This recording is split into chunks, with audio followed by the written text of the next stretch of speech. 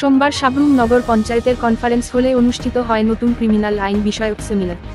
এই সেমিনারে উপস্থিত ছিলেন সাবরুম নগর পঞ্চায়েতের চেয়ারপারসন রমা পোদ্দার দে, প্রাক্তন বিধায়ক শঙ্কর রায়, সাবরুম থানার O C Apu Das, vice chairperson Dipak Das, সমাজসেবী শান্তিপ্রিয় ভৌমিক সহ সমাজের বিভিন্ন অংশের মানুষরা।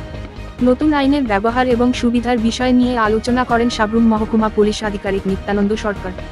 সমাজের বিভিন্ন স্তরের যেমন সমাজসেবী, শিক্ষক, ব্যবসায়ী, অ্যাডভোকেট সহ বিভিন্ন ক্ষেত্রের মানুষদের নিয়ে এই আলোচনা সভা হয়।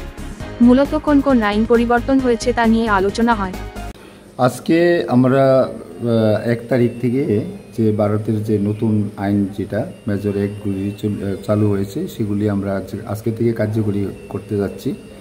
তো সেখানে আগে যে আইপিসি সেকশন ছিল, আইপিসি ছিল বা ইন্ডিয়ান পেনাল কোড, সেটা আজকের দিনে এটা চেঞ্জ হয়ে ভারতীয় ন্যায় সংহিতাতে পরিবর্তন হয়েছে। যেমন আগে সিআরপিসি ছিল, সেটা আজকের দিনে পরিবর্তন হয়ে যে নতুন আইন যেটা 2023 সালে যেটা ডিসেম্বর মাসে চালু হয়েছে সেটাতে বলা হয়েছে ভারতীয় নাগরিক সুরক্ষা সংহিতা।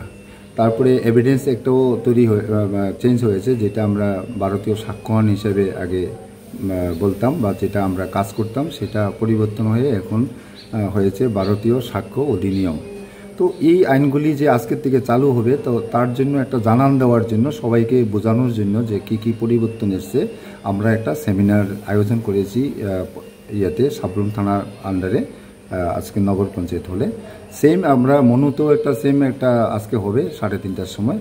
তো এখানে যারা উপস্থিত আছেন, যেমন আমরা অনেককে ইনভাইট করেছি, যারা এলাকার প্রধান, উপপ্রধান, তারপরে আমাদের নগর পঞ্চায়েতের চেয়ারপারসন, কাউন্সিলর, বিভিন্ন স্কুলের মাস্টার, হেডমাস্টার এবং মাস্টার মশাইগণ, তারপরে বাজার কমিটির লোকজন, বিভিন্ন এলাকাবাসী এবং যারা আইনের সঙ্গে যুক্ত আছে তাদেরকে আমরা রিসোর্স পার্সন হিসেবে এখানে এনেছি।